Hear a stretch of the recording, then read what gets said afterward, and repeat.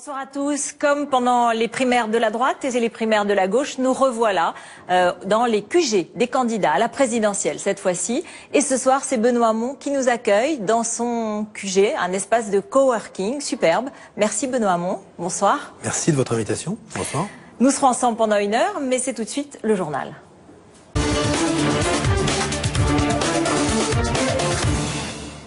Bonsoir Benoît Hamon, vous êtes candidat à la présidentielle pour le Parti Socialiste, ancien ministre de l'Éducation, député des Yvelines. Vous avez publié Pour la génération qui vient aux éditions Équateur. Merci donc de nous recevoir. Vous avez gagné cette primaire de la gauche, mais chaque jour, des personnalités de votre propre parti se rallient à Emmanuel Macron. Et chaque jour, il y a des électeurs de la gauche qui vont rejoindre, grossir les rangs de Jean-Luc Mélenchon. Ma première question est toute simple. Avant qu'on passe à l'actualité et qu'on revienne à votre vision de la gauche, vous êtes en colère aujourd'hui, vous êtes agacé, vous en voulez à quelqu'un, à quelques-uns? Non, moi je n'en veux à personne. D'abord, je suis un combattant. Et j'anticipais le fait que cette élection présidentielle serait dure parce que la gauche connaît une crise. Cette crise d'ailleurs elle se manifeste dans ses ralliements à Emmanuel Macron. Quand même curieux d'être de gauche et de se rallier à la baisse de l'impôt sur la fortune, à la hausse de la CSG, aux pressions faites sur les chômeurs, à la volonté de baisser le nombre de fonctionnaires. Donc c'est pour moi... Vous êtes en colère ? Non, c'est une illustration de la crise et c'est la raison pour laquelle je suis, outre le fait que je suis combattant, je suis clairvoyant. Et clairvoyant sur le fait qu'il faut aujourd'hui continuer à parler des crises que vivent les Français, des crises que vit la France.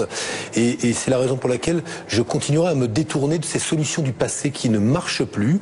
Donc j'estime aujourd'hui que Emmanuel Macron et François Fillon sont les porteurs parce que ce sont les vieilles recettes qui ne marchaient pas hier et qui ne marcheront pas davantage demain. Et je continuerai avec la même résolution, la même détermination à parler de transition écologique, à parler nouveaux rapports au travail, à parler taxes sur les robots. On va en parler justement. Mais c'est pour ça que j'insiste sur ce point. Ce trouble-là, je l'avais anticipé. Il ne me surprend pas, il ne me met pas en colère. Je pense juste que beaucoup d'électeurs de gauche sont en colère. Eux sont en colère et sont légitimes à l'être quand le principe même de la démocratie, le respect du verdict des urnes n'est pas respecté justement par des élus qui aspirent pourtant à avoir demain la confiance du peuple. Vous demandez des sanctions, des réactions du parti? Aucune sanction. Je pense que les Français décideront eux-mêmes, souverainement, ce qu'ils doivent penser de ce type de comportement. Alors on y reviendra parce qu'on va développer votre conception de la gauche, mais d'abord dans l'actualité, en Russie aujourd'hui, Marine Le Pen a été reçue par Vladimir Poutine. Est-ce que ça vous a choqué ou est-ce qu'au contraire ça lui donne de fait une stature internationale qui renforce sa position? Soumise. Voilà ce qu'elle est, Madame Le Pen. Soumise au Kremlin. Soumise parce que manifestement elle a bénéficié de millions d'euros de banques russes. Soumise parce que Vladimir Poutine soutient son projet de dislocation de l'Europe pour lui laisser maître du jeu demain sur le continent européen. Soumise fondamentalement parce que Vladimir Poutine l'inspire quant à la manière de diriger un pays. Et ce qui me frappe, c'est cela, c'est cette allégeance de Marine Le Pen à la Russie à un moment où elle prétend défendre les intérêts de la France. Les intérêts de la France ne sont pas ceux du Kremlin. Et j'élargirai d'ailleurs la question, puisque j'ai été très frappé de voir qu'ils étaient 3 lors du débat de lundi dernier. 3 candidats. François Fillon, Jean-Luc Mélenchon, Marine Le Pen a accepté aujourd'hui que l'on rediscute, comme le demande le Kremlin, des frontières en Europe. Les frontières en Europe, elles ont été arrêtées et jugées intangibles en 1994 par Helmut Kohl, François Mitterrand, au moment où l'URSS se disloquait, était démantelée, et la Russie avait accepté ce principe-là. Remettre en cause l'intangibilité des frontières, réouvrir des discussions sur le tracé qui sépare les territoires, c'est le retour du bruit des bottes. Et cette approche-là de ces 3 candidats m'inquiète aujourd'hui beaucoup, parce que je considère qu'elle est facteur de conflits et de retour des conflits en Europe. Emmanuel Macron dit aujourd'hui dans une interview à Libération, il y a une fascination délétère de Marine Le Pen, François Fillon et Jean-Luc Mélenchon pour Poutine. C'est ce que vous pensez? Moi, je ne sais pas si c'est une fascination pour Poutine. J'observe qu'aujourd'hui, reprendre mot pour mot l'agenda russe, l'agenda du Kremlin qui dit « rediscutons des frontières » au moment où l'Europe est faible, reprendre leur position, s'aligner sur la position du Kremlin, ça n'est pas une bonne politique pour la France. L'intérêt de la France n'est pas aujourd'hui dicté par les intérêts des Russes. Nous n'avons pas les mêmes intérêts. Moi, je comprends parfaitement qu'on discute avec M. Poutine. Il est là, il représente un grand pays.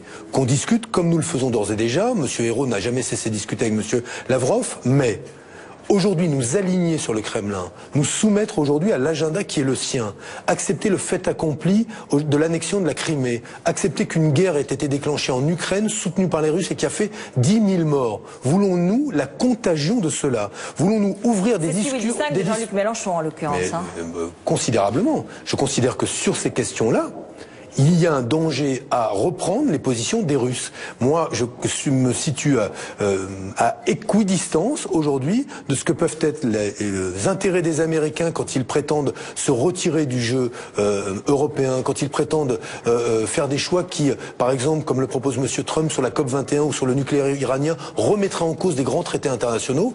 Oui, je prends mes distances vis-à-vis de M. Trump, mais je prends aussi mes distances vis-à-vis de M. Poutine quand il soutient Bachar el-Assad, quand il considère aujourd'hui qu'on peut finalement fermer les yeux sur le massacre par un dictateur de son peuple, quand il pense réouvrir des discussions sur le tracé des frontières, c'est extrêmement dangereux. Qui ne voit pas que toute l'histoire de l'Europe, toute l'histoire des guerres en Europe, c'est l'histoire justement des conflits de frontières. Réouvrir cette discussion-là, c'est prendre des risques considérables, en tout cas c'est tourner le dos à ce qui était jusqu'ici un acquis, l'intangibilité des frontières garante de la paix. François Fillon, hier soir, a dénoncé un cabinet noir à l'Élysée, chez nos confrères de France 2. Vous soutenez le président de la République. Vous nous dites aujourd'hui, Benoît Hamon, François Hollande serait incapable d'avoir constitué ce cabinet noir et d'avoir monté des affaires contre le candidat de la droite.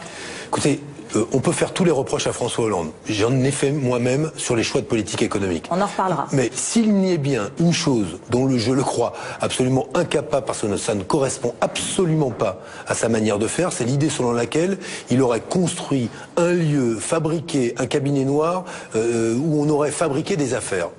En fait, François Fillon fait quoi? La même chose que tous les dirigeants politiques quand ils sont face à la justice. Ils disent machination, lynchage, et on appelle aux Français et appelle finalement à ce que aujourd'hui on s'émeuve de leur situation. Ils se posent en victime. Heureusement pour François Fillon qu'il a accès aux médias, parce que les justiciables ordinaires, ceux qui aujourd'hui font face à des procédures en justice, n'ont pas l'avantage qui est le sien de pouvoir dénoncer je ne sais quelle machination. Il n'y a pas plus de machination. Il a fait son mea culpa hier soir, François Fillon, sur un certain nombre de choses, les costumes, d'autres questions. Il a dit qu'il comprenait que ça n'a pas été compris. Vous n'avez pas été convaincu. Écoutez, moi j'ai consacré ma journée au handicap aujourd'hui. Il y a 12 millions de personnes qui sont en situation de handicap.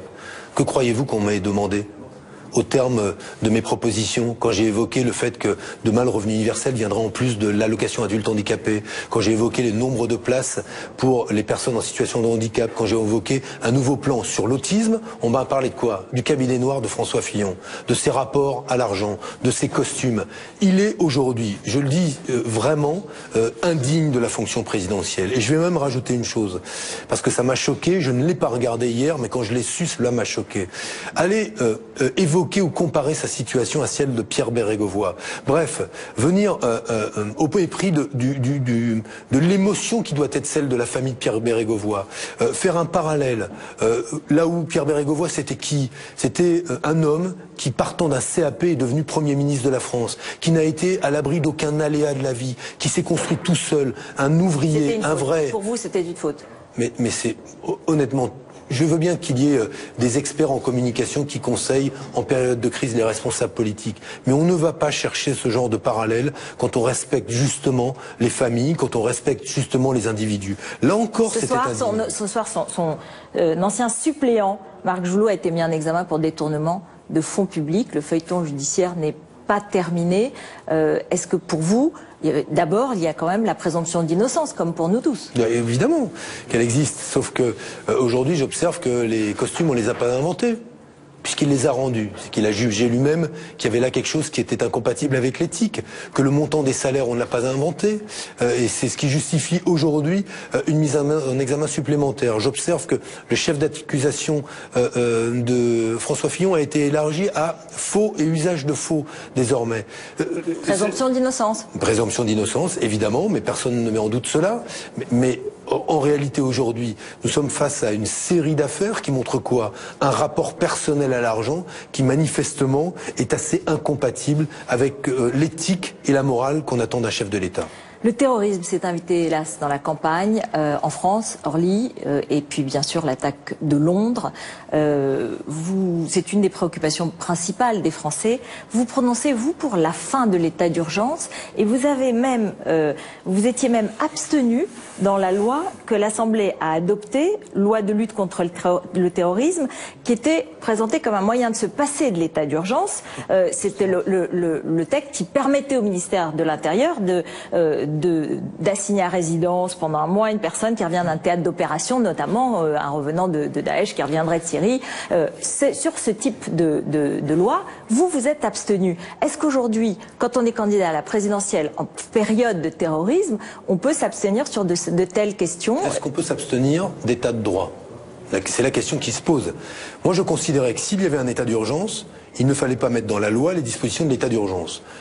Parce que je ne considère pas que le temps ordinaire doit être un temps où, finalement, on se dote de pouvoirs exceptionnels pour l'autorité administrative, les pouvoirs judiciaires. Et je pensais qu'on devait conserver l'état d'urgence, il ne fallait pas importer toutes les mesures de l'état d'urgence dans la loi. Dès lors qu'elles le sont désormais, c'est la raison pour laquelle je dis que l'état d'urgence ne se justifie plus, puisqu'on a hissé le niveau de protection à un niveau tel que, finalement, il nous place en temps ordinaire quasiment à l'équivalence des protections qui étaient celles jusqu'ici de l'état d'urgence. J'essaye d'être cohérent politiquement. Mais je ajoute une chose. Est-ce que c'est audible aujourd'hui? Est-ce que l'état de droit, absolument, il protège tout un chacun, et c'est normal. Mais est-ce que la préoccupation des Français, c'est pas d'abord la protection et d'abord l'anxiété de ce phénomène? Et est-ce que vous y répondez? Est-ce que vous avez la carrure pour y répondre? Mais venons-y concrètement. Que disent les policiers? C'est efficace l'état d'urgence aujourd'hui ou pas? Ils sont pas contre. Ils veulent pas le lever. Non, mais les policiers, d'abord posez-leur la question et vous verrez quoi? Qu'ils disent c'était efficace quelques jours après les attentats, ça ne l'est plus aujourd'hui, sauf pour faire du droit commun. Mais si l'état d'urgence sert à démanteler des trafics de stupéfiants, ça n'est pas, vous le reconnaîtrez, la fonction qu'on lui a assignée initialement. Première chose. Donc il n'y a plus d'efficacité de l'état d'urgence. Qui est venu approuver la position qui est la mienne? Le garde des Sceaux. Qui dit aujourd'hui que l'état d'urgence... démenti par le président 3 jours après, qui a dit il faut garder l'état d'urgence. Vous observerez que le garde des Sceaux est bien placé pour mesurer, pour apprécier l'efficacité de cela. Vous observerez que le Conseil d'État et le Conseil constitutionnel disent aussi que ça ne peut pas être un état permanent. Prenons par contre un dispositif très concret, l'opération Sentinelle. L'opération Sentinelle, elle conduit aujourd'hui des troupes d'élite françaises, de l'armée, des professionnels, à assurer la sécurité des lieux de culte, des lieux publics comme l'aéroport d'Orly. Moi, je suis pour maintenir un niveau de protection de ces lieux qui soit élevé. Pourquoi? Parce qu'on comprend bien, vu le nombre d'attaques qui se répètent, que s'il n'y a pas la présence de ces militaires, le danger qui pourrait peser sur nos concitoyens serait un danger plus grand encore. Raison pour laquelle, si moi je souhaite soulager pour partie un certain nombre d'unités professionnelles de ce service-là pour qu'elles continuent à pouvoir nous être utiles sur des théâtres d'opérations militaires que sont le Mali, le Sahel, l'Irak, par exemple, je souhaite la soulager par l'ajout de forces des réserves opérationnelles, c'est-à-dire des militaires formés pour cela. Mais, une seconde, je m'opposerai totalement à ce qu'on puisse imaginer que demain, le retour du service militaire obligatoire vienne amener des appelés, donc du contingent désormais, à assurer des missions dont on voit bien qu'aujourd'hui, ces militaires non seulement protègent les aéroports, mais sont, parce qu'ils ont l'uniforme, une cible. Qui peut penser demain que des jeunes Français formés en quelques jours à l'usage des armes, les militaires n'en veulent absolument pas. Tous les militaires professionnels disent « nous ne voulons pas aujourd'hui ». Vous évoquez la proposition d'Emmanuel Macron de service militaire d'un mois pendant les 3 ans après les 18 ans qu'il a proposé pour tous les jeunes. Il y a d'autres qui veulent le service militaire obligatoire. Il n'est pas le seul. Aujourd'hui, je vois là, si demain le service militaire est rétabli, alors pour un mois, je sais pas bien ce qu'on fait pendant un mois, on ne forme ni un militaire en un mois, ni un citoyen. Moi, j'ai fait mon service militaire, je vois à peu près de quoi il s'agit, je sais exactement qu'en l'occurrence, c'est pas en quelques jours que vous êtes formé à être un militaire. Première chose, les militaires n'en veulent pas, ça coûte très très cher.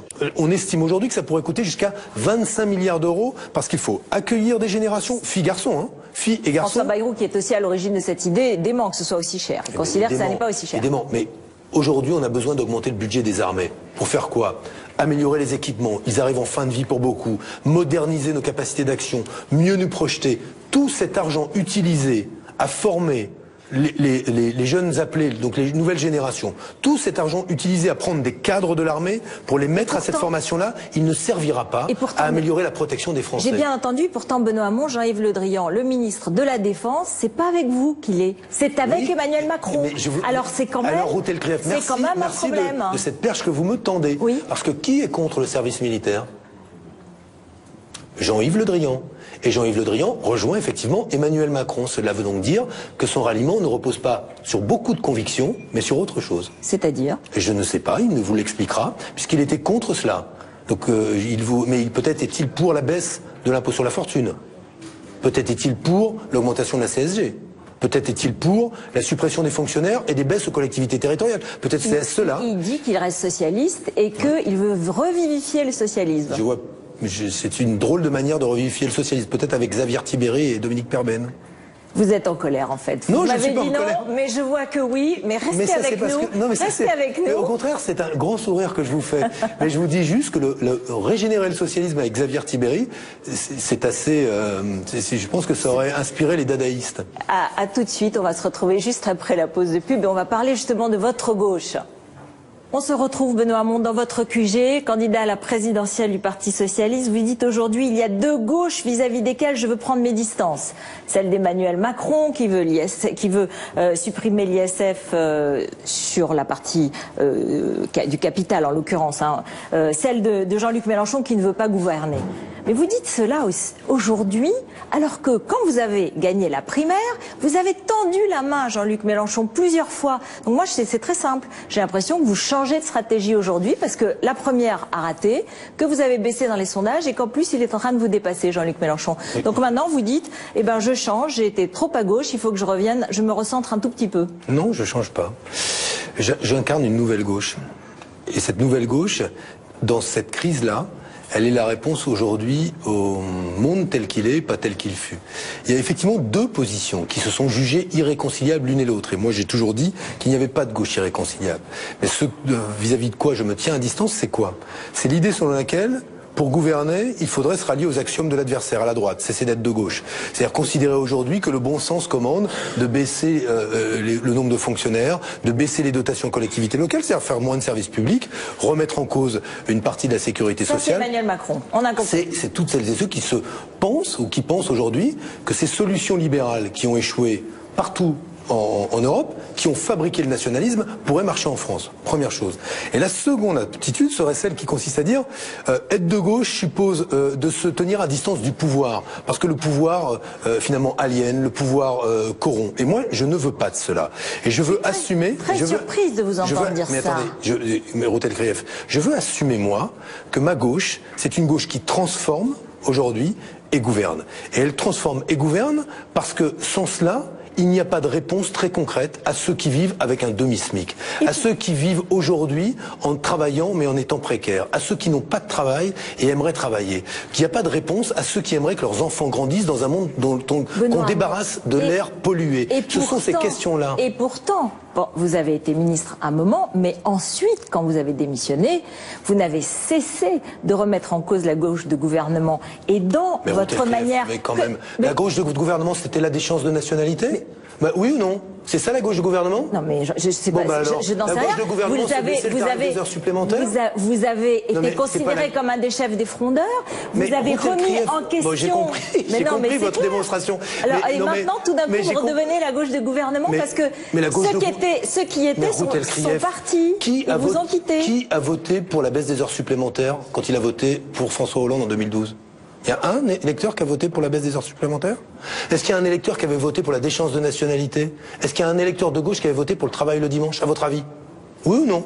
Non. Les lois, elles ont été adoptées. Oui, d'accord, mais sauf la déchéance de nationalité qui a été retirée. Non, Routel Krief, faut être précis. Elles n'ont pas été adoptées.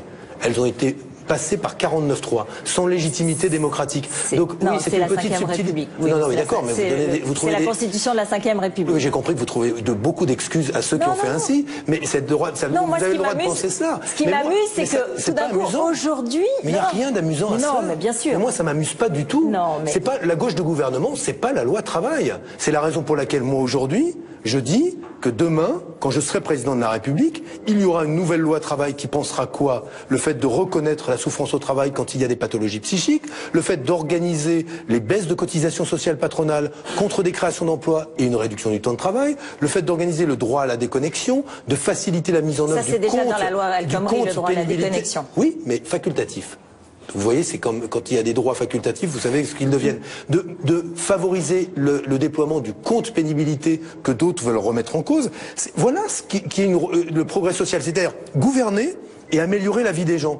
La gauche du gouvernement, c'est pas gouverner. Les gens de gauche sont assis dans leurs jolis fauteuils en velours, mais dégrade les conditions d'existence d'un certain nombre de travailleurs. Si c'est ça la gauche du gouvernement, c'est le gouvernement, mais pas la gauche. Benoît Hamon, c'est pas moi qui dis ça, ce sont ceux qui sont partis chez Emmanuel Macron. C'est un Manuel Valls qui dit l'avenir ne passe pas par l'abandon des interdits et des règles, par le dénigrement de la valeur travail, le gonflement de la dette, qui n'est que la promesse des hausses d'impôts. Faire croire ça, c'est trahir la famille politique.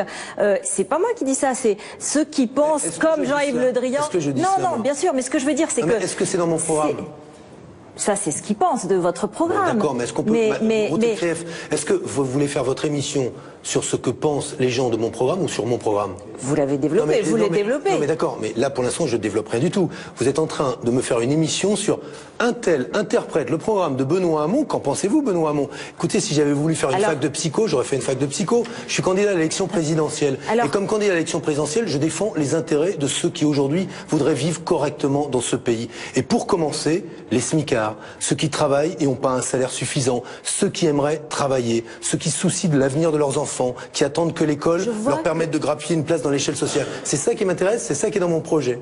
Mais c'est aussi une manière de vous replacer un tout petit peu plus au centre d'un parti socialiste, alors que vous êtes allé très à gauche après votre primaire et que du coup vous avez perdu des troupes au passage. Mais alors revenons à votre discours de Bercy. Je suis fidèle aux propositions que j'ai faites. Bien sûr. Vous voulez pas que je gagne une primaire en disant aux électeurs de gauche, écoutez, j'ai gagné, je fais le revenu universel existant. Non mais vous êtes allé vers Yannick Jadot et vers Jean-Luc Mélenchon. Il y en a qui n'ont pas trouvé ça. Il y en a qui n'ont pas apprécié. Le bon sens populaire dit qu'on fait pas boire un âne qui a pas soif. Vous êtes d'accord avec moi? Je pense qu'il y a beaucoup de ceux qui aujourd'hui sont...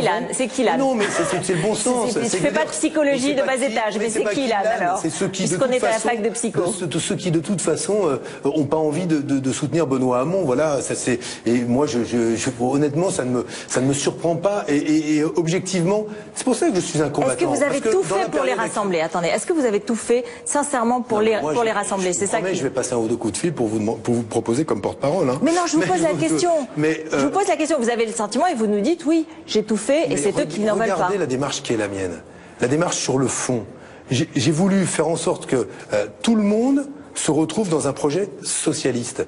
Être socialiste, je le redis, c'est pas baisser l'ISF.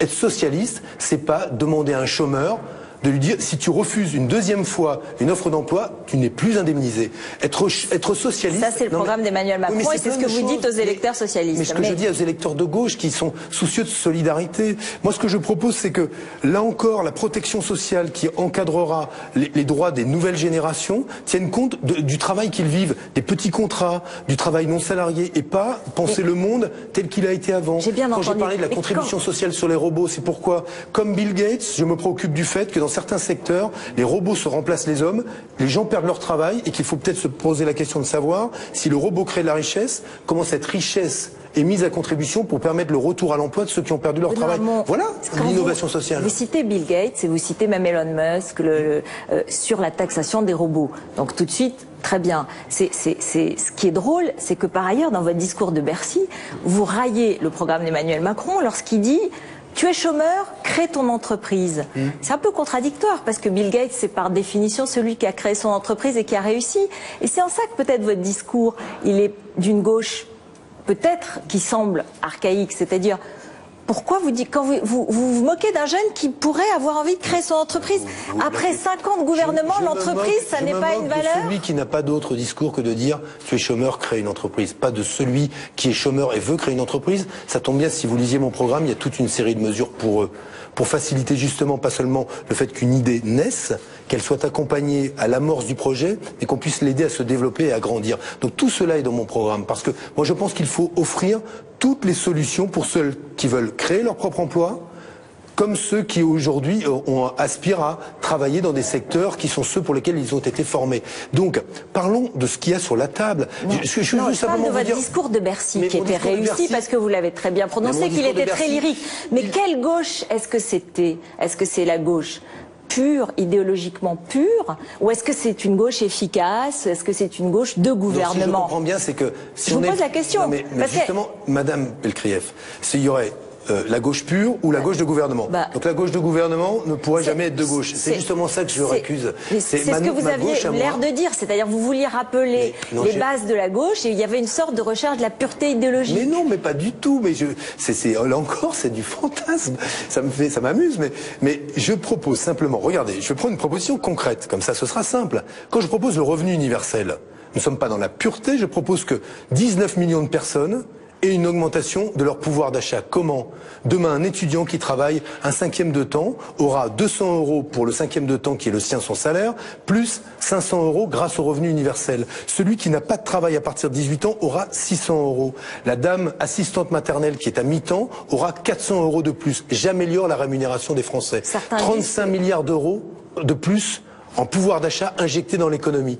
Combien avait coûté le pacte de croissance et de stabilité plus le CICE? 40 milliards d'euros. C'est moins que cela. Donc vous voyez que c'est parfaitement réaliste. Ce qui n'est pas raisonnable aujourd'hui et pas réaliste. C'est pas l'avis de tous, mais c'est pas la question. Est-ce que vous avez cet espace en fait aujourd'hui? Est-ce que vous n'êtes pas? On a parlé d'une forme de casse-noix, c'est-à-dire d'un côté il y a Emmanuel Macron qui est social-libéral, centre-gauche, tout ce que vous voulez, et Jean-Luc Mélenchon qui est un peu le Podemos ou le Syriza français. Vous au milieu, vous voulez être quoi? Est-ce qu'il y a de la place pour ce que vous voulez représenter? Est-ce que c'est pas vidé de son contenu? Et est-ce que dans le fond, le Parti socialiste n'est pas en train d'exploser en direct devant nous? Mais tout ça, c'est des, pardon, mais vous raisonnez en fonction des appareils.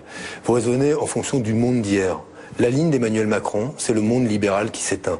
La ligne qui consiste aujourd'hui à dire moins d'Europe et retour aux frontières nationales, c'est aussi un monde qui s'éteint. Moi, ce à quoi j'aspire, c'est, pardon, si vous me laissez développer 2 secondes, c'est justement à penser la gauche en fonction du monde qui vient. Pourquoi utiliser cette notion de futur désirable? D'abord parce qu'il faut se projeter dans le futur et il faut dire ce que nous désirons. Et ce que je perçois, moi, du désir des Français, c'est qu'ils veulent vivre ensemble, déjà, ce qui n'est pas rien, et vivre mieux. Et qu'ils s'inquiètent, pour commencer, de ce que sera la vie de leurs enfants. Et peut-être même de la vie des enfants de leurs enfants. Et c'est là encore, je le dis, il n'y a pas de perspective avec la sortie de l'euro d'un côté. Il n'y a pas de perspective non plus par la réduction de l'État-providence ou la réduction des régulations. Ces deux visions-là sont des visions que j'estime arrimées au passé.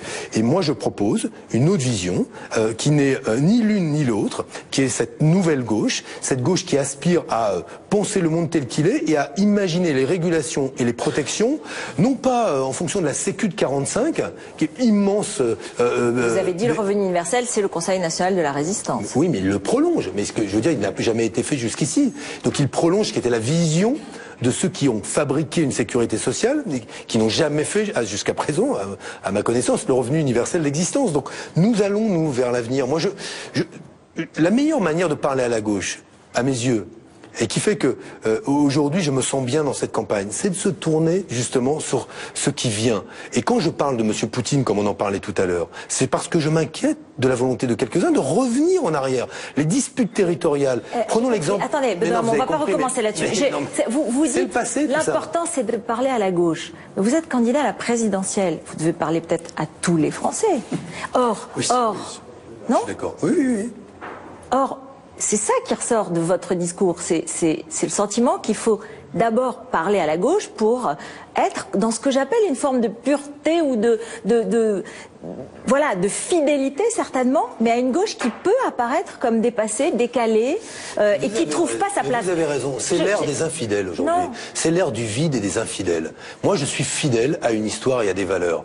Et bon nombre de ceux qui au moment où ils parlaient, en 36, avant 36, après-guerre, on parlait pour le monde qui venait, étaient fidèles à des valeurs, comme en 45, quand on pense à la sécurité sociale avec le CNR. Mais on le pense en fonction du monde dans lequel on vit, tout en restant fidèle. Vous savez, il y a une très jolie phrase de Mandela qui dit « C'était impossible jusqu'à ce que cela se fasse ». Et bien moi, je considère aujourd'hui que je n'ai pas comme la plupart des Français, on n'a pas à être enfermé dans ce carcan qui est celui de ceux qui gouvernent depuis maintenant 10, 15, 20, 30 ans. Moi, je ne recycle pas celles et ceux qui ont dirigé ce pays depuis 30 ans et aspirent à avoir 5 ans de mandat supplémentaire. Ce que je veux, et vous le voyez autour de moi, il y a toute la jeunesse autour de moi. Qui me soutient? Les jeunes mères, Johanna Roland, Nathalie Appéré, Anne Hidalgo. Il y a des jeunes qui peuvent être surpris quand je reprends cette phrase que vous avez dite, tu es chômeur, crée ton entreprise, c'est pas très bien. Mais c'est pas dit cela. Non, bah si, dans votre discours de Bercy, ça m'a frappé. Mais Ruth Elkrief, non, vous détournez. Non, mais arrêtez 2 secondes. Soit on est sérieux, soit on n'est pas sérieux. Et moi, non, mais vous n'êtes pas sérieuse.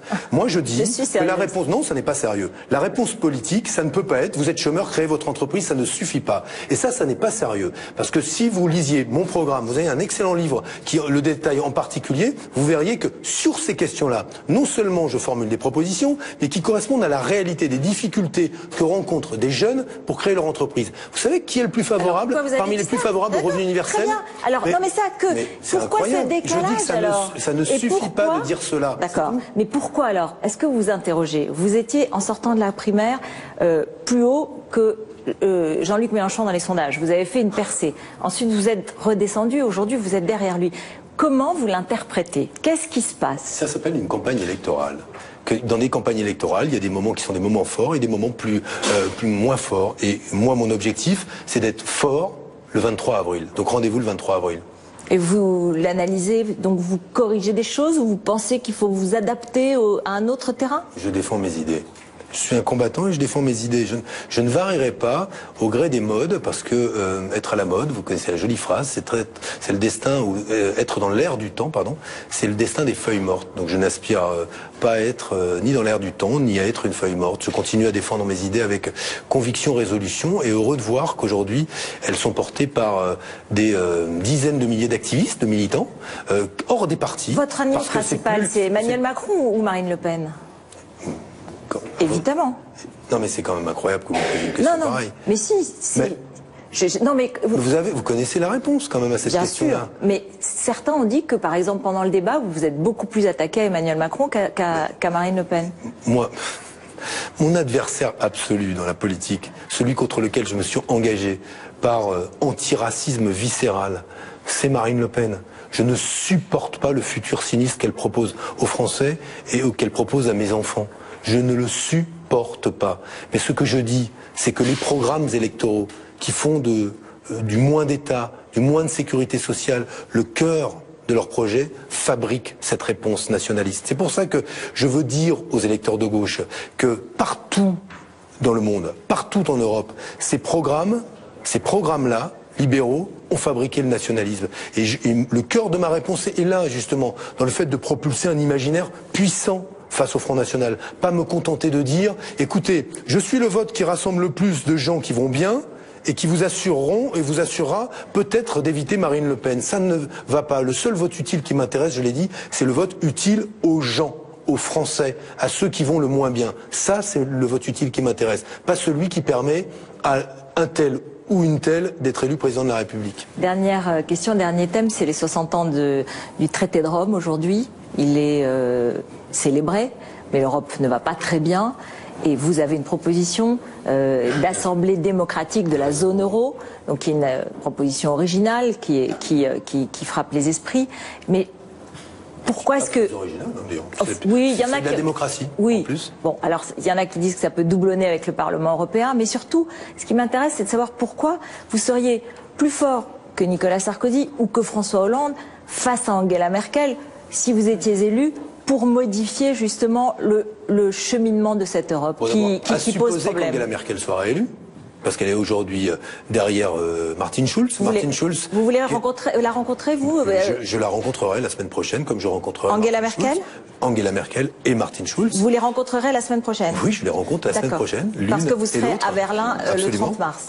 Et donc, première chose, peut-être ce sera Martin Schulz. J'observe que quand j'ai fait mes propositions et que j'ai rencontré les députés socialistes, dont la délégation socialiste allemande au Parlement européen, Le débat n'a pas porté sur était-il opportun de faire une assemblée démocratique de la zone euro. Il a porté sur comment la compose-t-on. Ce qui déjà montre que cette idée-là est suffisamment prise au sérieux pour que d'ailleurs j'en discute avec Jean-Claude Juncker et Pierre Moscovici séparément, parce qu'aujourd'hui c'est la seule proposition mise sur la table pour redonner de la légitimité à des décisions qui portent sur l'impôt. Est-ce qu'on fait un impôt commun sur les bénéfices des sociétés, sur les cibles en matière de déficit, donc les politiques d'austérité ou pas, sur la convergence sociale? C'est sérieux. Pourquoi vous seriez plus efficace? Parce qu'entre-temps, il y a eu le Brexit. Entre-temps, il y a eu plus de nationalisme. Entre-temps, il y a eu la crise de solidarité qui a montré que les égoïsmes nationaux l'emportaient sur l'hospitalité que devait l'Union européenne aux migrants. Entre-temps, Allemands et Français ont pris conscience de la dislocation du projet européen et que plus de démocratie, comme base de départ, cela peut être le moyen de relancer le projet européen. Je l'ai dit et répété, je ne place pas haut la barre des menaces, je place haut la barre des ambitions. Et je crois que les Allemands, comme les Italiens, les Espagnols et les Européens, apprécient que la démarche d'un candidat à l'élection présidentielle, ce soit de poser le principe d'un traité discutable, amendable, comme de poser le principe d'une défense européenne et d'une vraie politique énergétique. Moi, je suis venu avec un trident sur la table, l'énergie, la défense, la démocratisation de la zone euro, c'est sérieux. Travailler avec de grands économistes, de grands juristes, Thomas Piketty et beaucoup d'autres équipes. Ces propositions ont été prises au sérieux, je m'en réjouis. Demain, je pense aussi que le contexte sera très différent du contexte trouvé par François Hollande au moment où il a été élu président de la République. Merci beaucoup. Merci Benoît Hamon. Et je suis sérieuse comme vous êtes sérieux. Vous êtes en colère en fait. Hein? Non. Merci.